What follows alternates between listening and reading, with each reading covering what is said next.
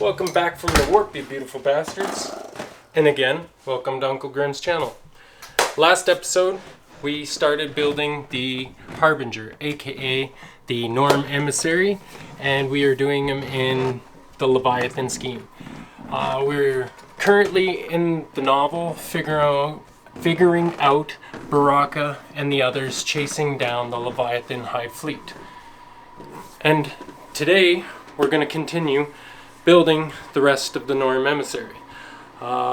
We are using Vallejo paints, the purple and the bone colors, in order to complete the scheme of the Leviathans. But along with doing the painting further on, we're going to build more of a base and a plinth in order to kind of accentuate the model build and make him seem more Golden Demon worthy.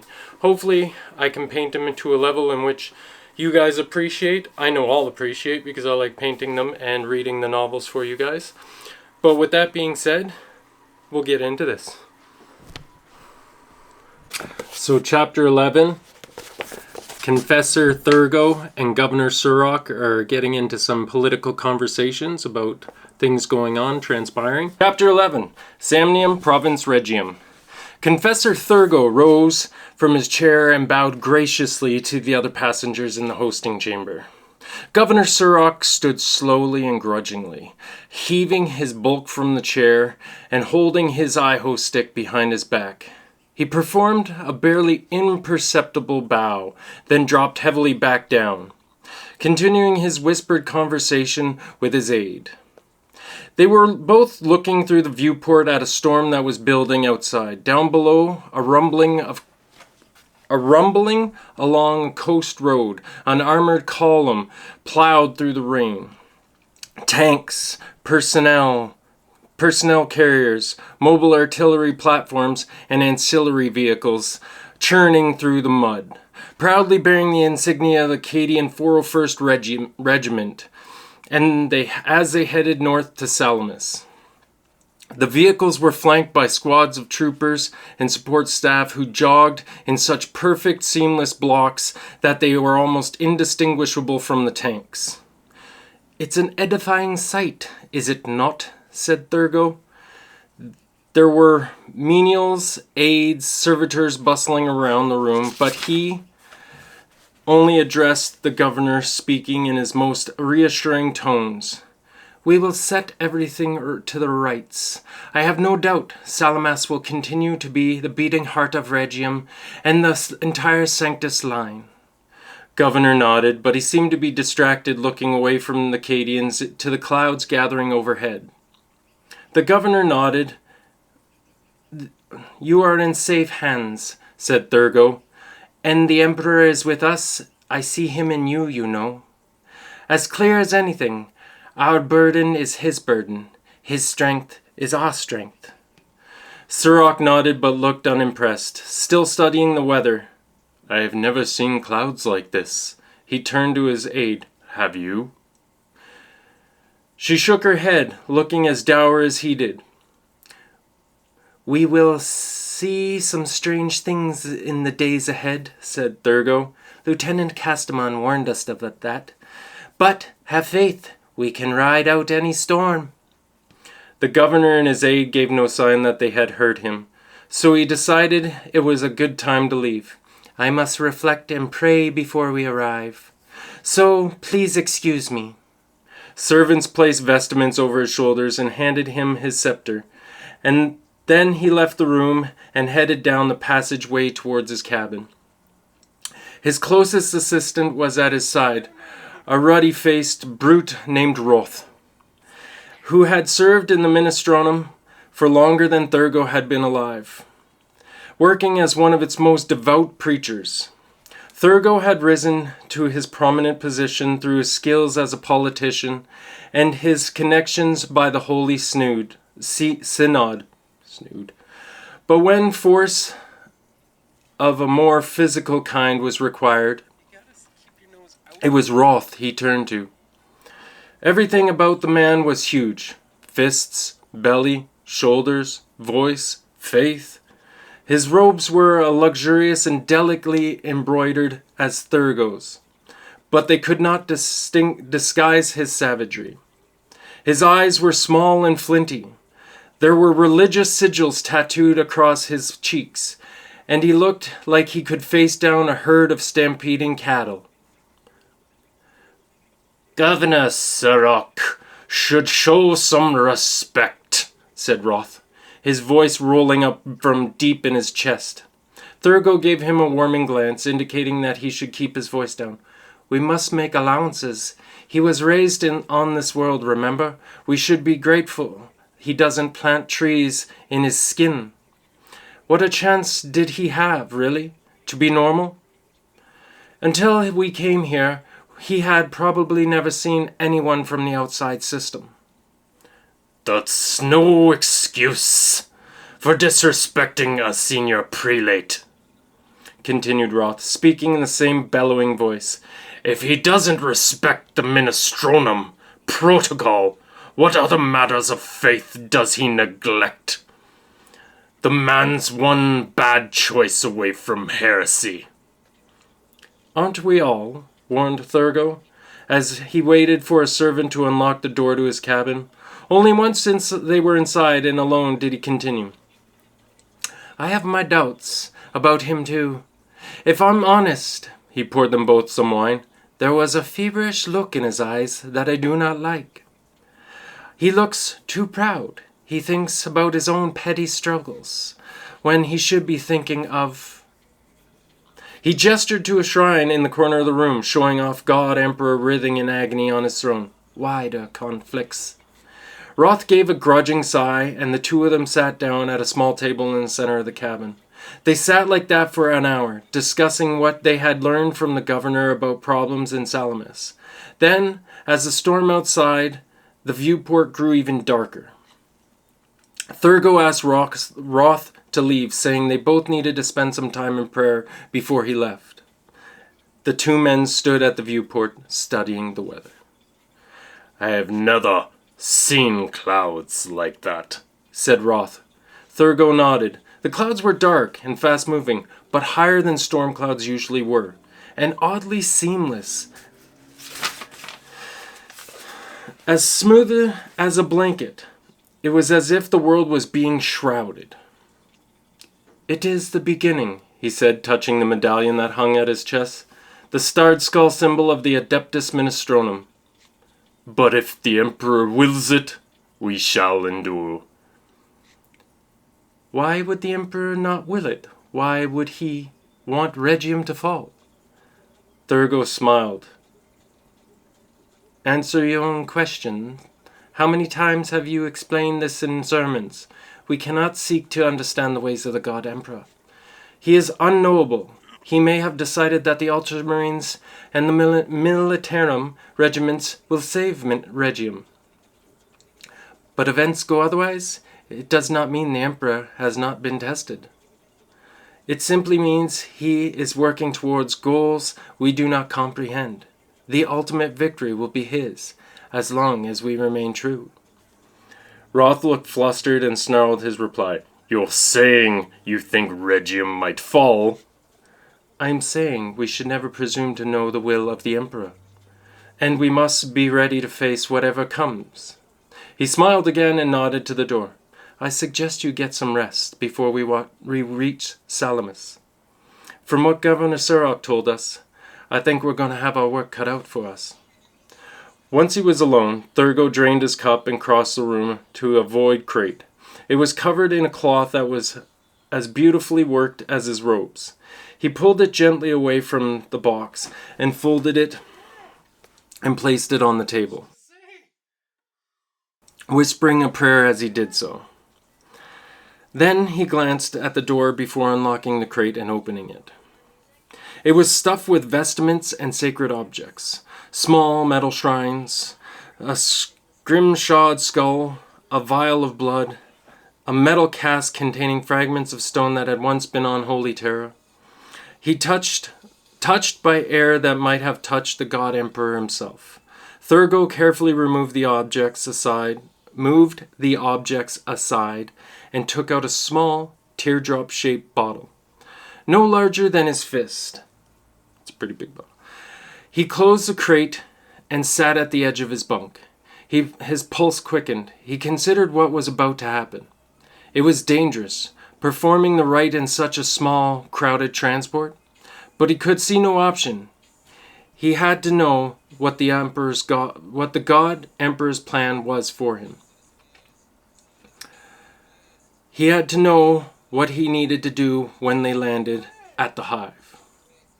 He glanced at the door again, then carefully removed the stopper, the bottle, and sipped the liquid inside. He placed the bottle on the table next to his bunk and lay back, loosening his collar and resting his head on the pillow. At first, the only effect was a pleasant warmth that spread through his chest and the rest of his body, flushing down into his limbs and fingers and toes. "What I offer you," he whispered, closing his eyes, "my blood, my soul." He repeated the words, focusing on the familiar rhythm and the catechism as the warmth in his veins grew, becoming bright heat that snatched his breath. Slowly, relentlessly, the heat became a terrible burning. Tears welled in his eyes. There were tears of pain, but also of ecstasy. It was a great heat of divinity. The tincture had opened his mind to the gaze of the god. He was burning in the light emperor's gaze and divine magnificence. His body began to convulse as the tincture poisoned him. But even as he lost control of his material form, Thurgo's grip on his spirit grew stronger. The pain was dreadful. It was a price worth paying. By drinking the tincture, he tormented his flesh, but he also allowed his spirit to reach out and touch the divine. "My blood, my soul," he repeated. His voice grew husky, but the words remained sure. The pain grew until he thought he could endure no more.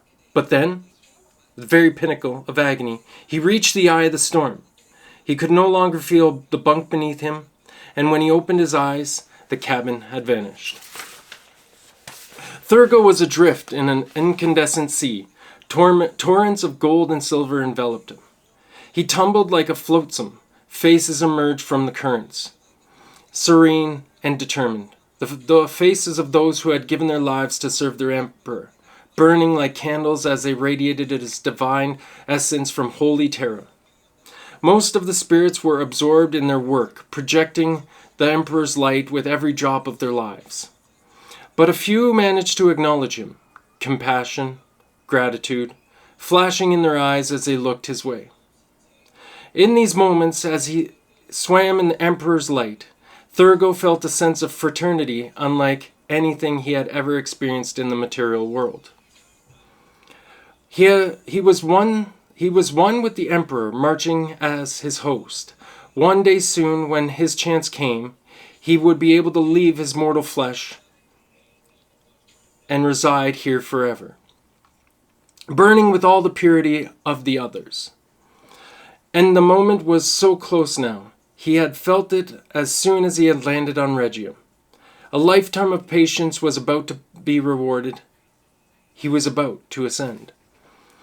The light swelled, becoming so bright that he could no longer see the spirits, no longer see anything.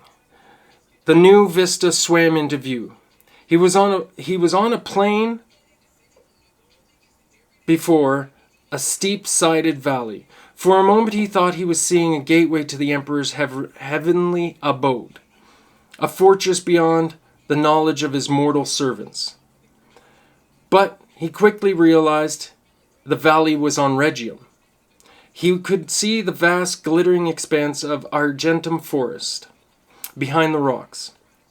He was raised up from the ground, riding in a battle tank.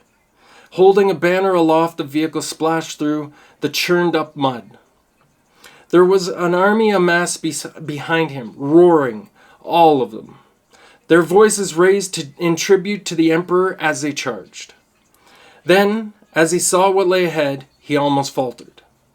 A multitude was swarming from the valley, misbegotten horrors, like chitinous insects, but they all were as tall as men, or in many cases even larger, lumbering, juddering colossi, hazed by spore clouds. He could not comprehend the nightmare that was flooding across the plain. Is this what you want of me? To face this? Even Thurgo, was a devout as he was, felt a moment of doubt. His question was answered as he watched the scene play out. The army rushed towards the monsters, with him leading the way, banner trailing as the tank crashed into a wave of claws and mandibles and pulsing flesh. He watched as he was torn down by the creatures, dismembered and devoured. But rather than being rooted, the army was inspired by his death. It drove them into a righteous fury, so great that even the alien host could not stand before it. The Xenos started to crumple under the savagery of the attack. Then the scene faded, washed away by another pulse of light. And Thurgo saw himself again. This time, rather than leading a charge, he was mounted on a plinth. He was looking at the marble statue that portrayed the moment of his death. His face raised to the heavens, banner held high as monsters tore into his body. The statue was in the great plaza, surrounded by steely-eyed warriors who were chanting his name, inspired and emboldened by his death. Martyrdom, said Thurgo, finally understanding why he had been sent to Regium, finally understanding what the Emperor expected of him. Saying the word interrupted the rhythm of the catechism, but it no longer mattered. The pain had gone, only the ecstasy remained. He opened his eyes and stared at the cracks in the ceiling. Everything was more vivid than before. As if the skin of the world had grown thin, miraculous light was leaking through, making everything wonderful and sharp.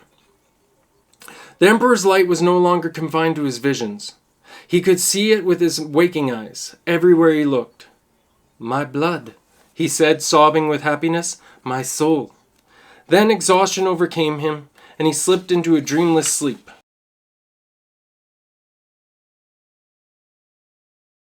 Well, as the title of the video might say, don't quite know if it's the one I went with, but I don't know if this is a good way to do it. I feel like I shouldn't be doing it, and I won't be doing it, but at the same time, I can get into the nooks and crannies of things. What I'm talking about is this array of pieces. So, Pro, you can get into all the nooks and the crannies of each individual piece. Con, you have all the individual pieces. So, it takes a lot more time to just do it as individual pieces, assembling it, painting it, and whatnot. But it's just, you get more detail, I guess, out of it, in my mind. But it occupies a lot of time, so I don't think I'll be building them this way anymore and painting them this way, and I'll just build the whole unit or the mini or whatever I'm doing and then just paint it to save myself some time and some headache, because putting them individually on each one of these, I don't know, skewers, dollar store skewers, and making sure they stay on there while I paint is a little bit of a rectum problem. But yeah, that's what I'm debating right now, is whether to paint them individually or as a whole unit. And I think painting them as a whole unit would be a lot better, because the pieces, the parts of the unit you won't be able to see.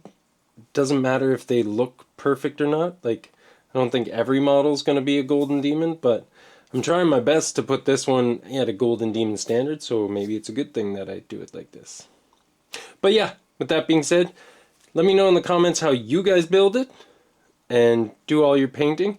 And if you want to, check out a video in regards to the rest of this novel up here in the corner.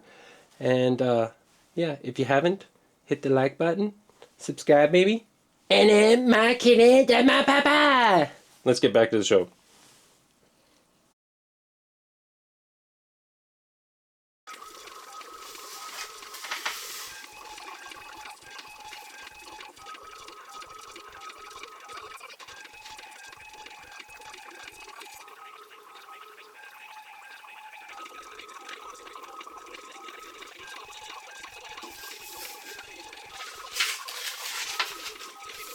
Chapter 12. Cognation of Apparatus 60... I can't read the Roman numerals. Sapientis Data Stack M. Secker Munitorum Facility Port Dura. ISO 481 was hungry.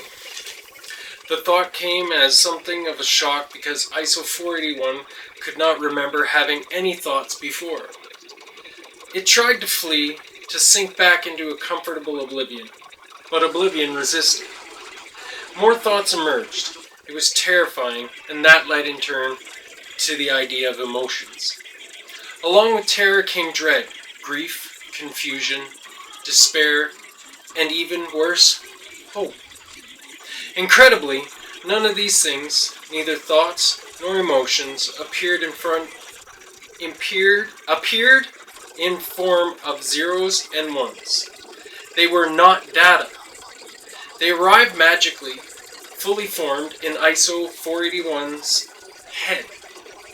The concept of a head was perhaps the most shocking of all. ISO 481 became aware that it had a head, or rather it was a head. The workings of the cognation apparatus pressed against it from all sides. Cables and duct piping. Circuit boards and power transformers. Touching every inch of ISO 481's skin. Defining the head's shape with hot, oily caresses.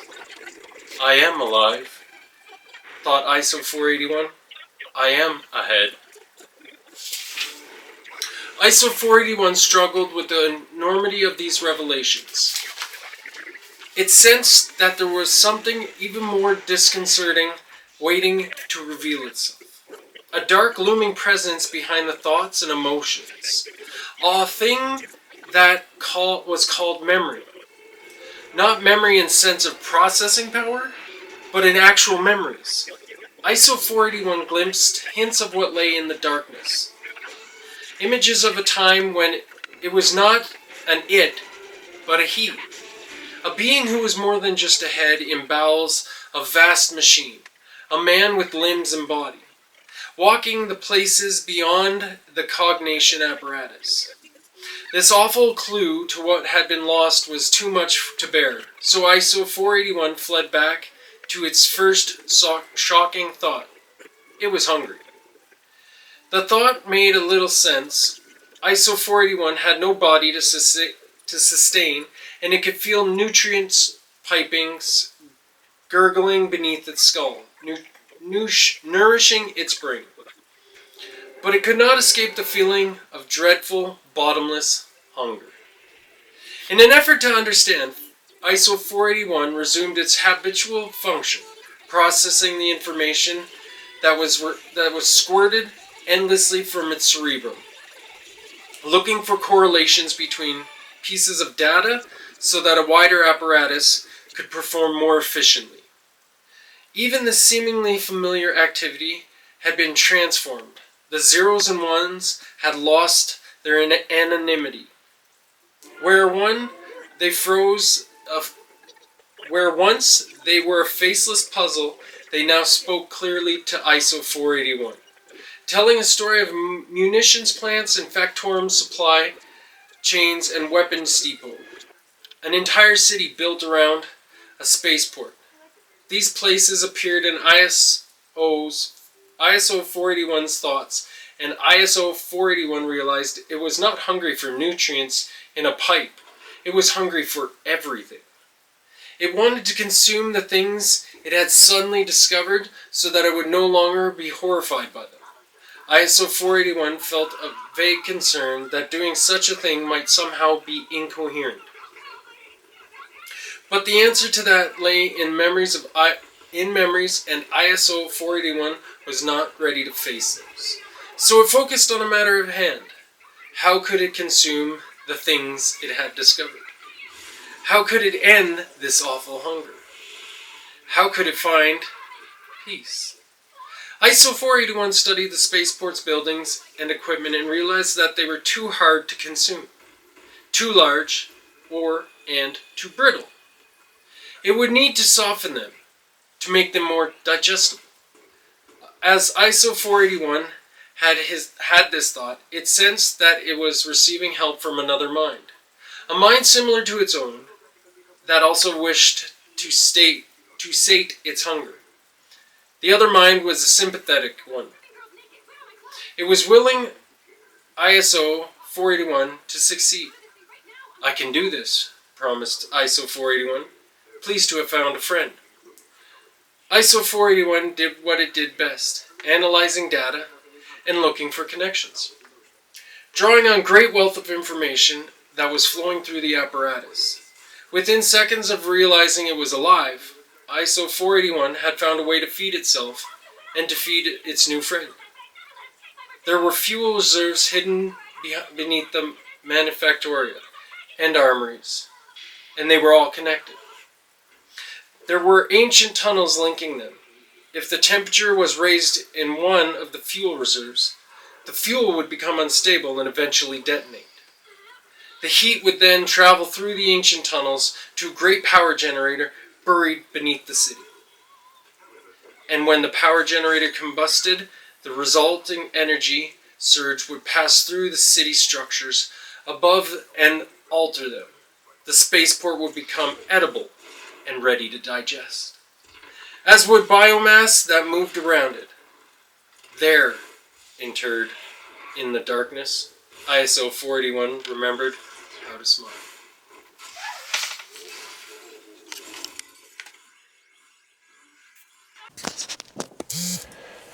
So, the reason for the previous comment about whether or not I'm going to be building them this way or building them as one solid unit just comes down to the arduousness of each individual piece.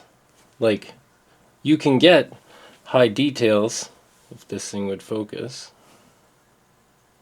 Not on me, on piss off. Anyways, you can get into high detail on each individual piece, but at the same time, it's just extremely time consuming. So on one hand, you can get clarity and conciseness on your model and make it basically golden demon worthy, or you can slap chop it but still get high range of detail in it. So I guess it's up to you as the model builder whether you want to do it piece by piece or as one solid unit, but it takes more time doing it the way I'm doing it right now, as you can see by the video that's taking almost 2 months to get out. But what are your guys' thoughts? Let me know down in the comments and we'll have a discussion about it, whether you want to build it all as one solid unit first with a primer, or whether you want to prime each individual piece and paint them detailed and then assemble it. Let me know. We'll have a discussion in the next video about it. Other than that, let's get back into this.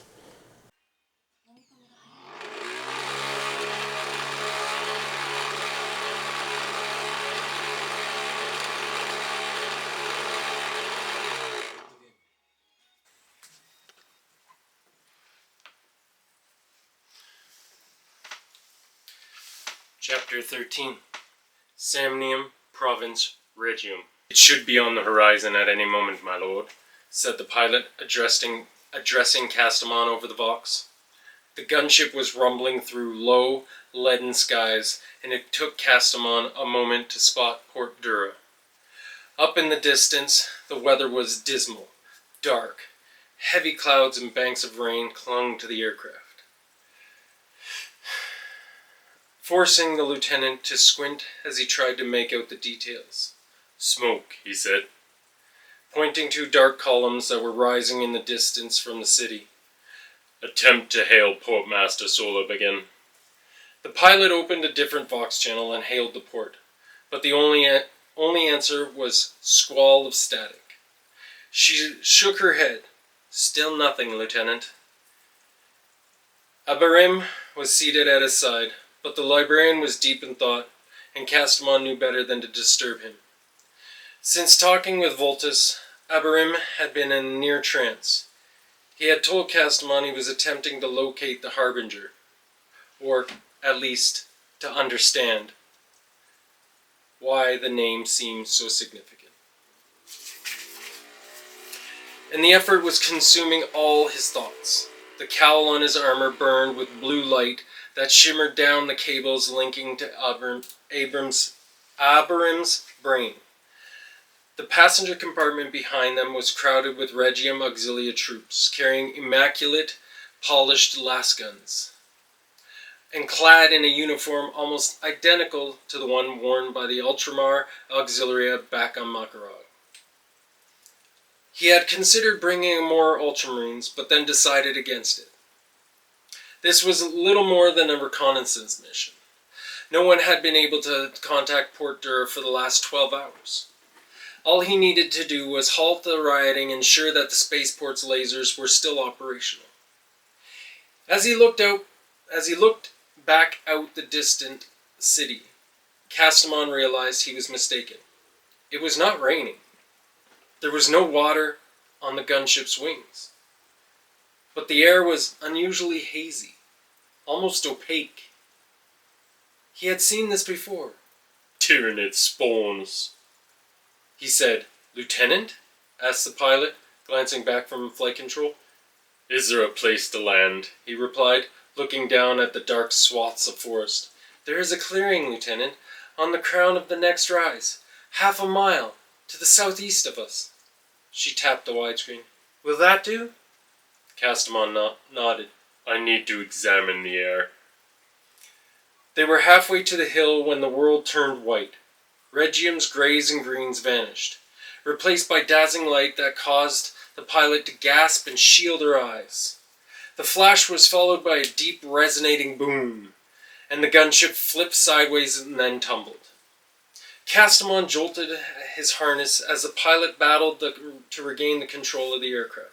Warnings chimed and something rattled against the fuselage. Abraham looked up in surprise, his pupils lined with blue energy. Pilot, what hit us? Said Castamon, raising his voice above the din. The pilot gasped as she managed to level out the gunship. Her hands danced across the flight controls as she flipped levers and adjusted gauges. Unclear, Lieutenant. I suspect last weapons or missiles.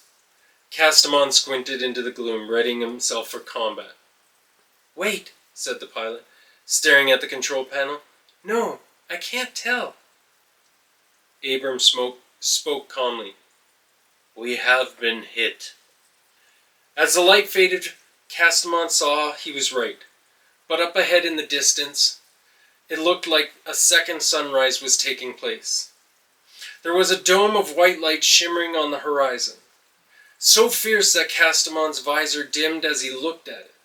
It grew as he watched, spreading slowly into the surrounding darkness, causing the air to shimmer and dance. What is that? He demanded. Port Dura, said the pilot, her voice numb. It was Port Dura. Orbital strike, said Abram, leaning forwards against his restraints trying to focus. No, Castamon was studying the sky. There are no contrails, no sign of anything from overhead. We would have seen a rocket strike. The Auspex shows nothing gathered outside the spaceport, said the pilot. Nothing that could be an army, at least. She peered at one of the small view screens on her control panel, and her face grew pale. It's gone. The whole city. There was a tremor in her voice. What kind of explosive could do that? Castamon looked at Edburn. The plasma reactor that powers the lasers. The librarian shook his head. The genitoriums are buried deep, brother. Well hidden and well protected. How would anyone reach them? They would have to find a way to create a chain reaction that linked every one of the city's reactors. They would have to grasp every detail of how the city is wired. No single person could have such a comprehensive knowledge. Not even the portmaster. You must be mistaken, said Castamon, looking back at the pilot. The whole city cannot be gone. She quickly wiped away the tears. "It's gone, my lord." Castamon quickly released his plans. He had expected to stop the Tyranids at the edge of the system. The defense lasers at Port Dura had been an essential part of his strategy, but not anymore. He looked out at the distorted air. The Xenos had already reached Regium. He needed to rethink. "Contact Xarax," he said. "See if Tanaro and Voltus have returned." "There is no signal from the fortress, Lieutenant. I lost contact within an hour of our takeoff." He thought for a moment, drumming his fingers on the armor. "Our main ground defenses at Salamas," said Abram. He waved the ball of fire that used to be Port Dura. "This must not be allowed to happen there. We have to ensure the hive is safe." He looked at the pilot. "Do we have enough fuel to reach the hive?" "Yes, my lord." Castamon shook his head. "We will return to Xarax." Abram clutched his head, blue light flickering between his fingers. Then he recovered. He stared at Castamon. "Xarax is defended by ultramarines. But there are no battle brothers at the hive. If Salamas is destroyed, we will be hard-pressed. The fortress cannot stand alone. The Tyranids are already in the upper atmosphere, and they must be here in large numbers. This must be why my foreknowledge has become so unclear." Castamon shook his head, sure in his decision. "There are no ultramarines at Salamanth hive, but every Cadian on the planet is about to arrive there, commanded by one of the most determined officers in the subsector. And they are bolstered by Confessor Thurgo and an army of priests.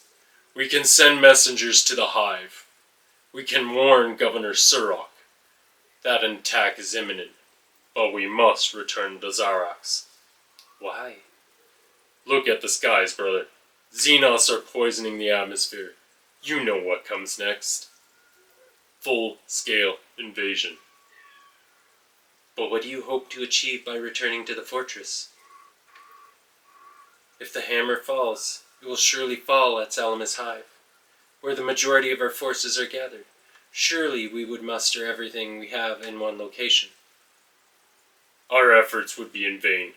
Consider the facts. We have 5 squads. That will mean a lot at Xerax, but if we send them out of the stronghold, they will be dangerously exposed. Many might not reach the hive." "Your logic is sound," admitted Abram, looking out at the spores. "They seem to like more than just a few ships fleeing from defeat. This seems like more than a few ships fleeing from defeat." "Agreed. This is not the behavior of routed stragglers. They showed no interest in Crassus, and they ambushed Tyrus. And they now, with impossible speed, they are here." He gestured at the hazy air outside. "Polluting the atmosphere and assaulting defense batteries. We missed something." Abiram gripped his force axe, and light flowed through the blade, coiling like oil in water. The Tyranids at Crassus were a decoy. Castamon nodded. "I've drawn the same conclusion. They drew out our best and bravest then. While our attention was on the death of Tyrus, their main strength must have been approaching from another direction. How else did they reach us so fast? I suspect this large-scale invasion force here with the express purpose of destroying Regium. And they are using the kind of tactics we might employ." "In which case?" Abram shook his head as though unwilling to voice his concern. "In which case," said Castamon, "the other words of the Sanctus line might be also in danger." The pilot glanced back at this, eyes wide. Then she regained her composure. "We are approaching the hill," she said. "Shall I land?" "Negative, pilot," he replied. "Set a course for Xarax. I have to find Brother Apocryphy Voltus." If you made it this far in the video, thank you very much for following along and making it to this part of the video. With that being said, if you haven't watched the rest of the chapters in this book and me building the Norm Emissary, be sure to click this video right here and it should take you to chapter 1. Other than that, there's a playlist right about there. You guys can click on those and tune into the rest of the videos and update yourselves. Hopefully you guys enjoyed what I was doing. Sorry it's not a descriptive based one where I tell you exactly how to paint and do all of that. There's plenty other channels that do that. This one is just me reading and painting, and if you guys gained anything from what I show you during the painting, well, you're welcome. But if you want tips and tricks, you can find Uncle Grim on Instagram and I'll show you some tips and tricks on there. But let's reveal this beast.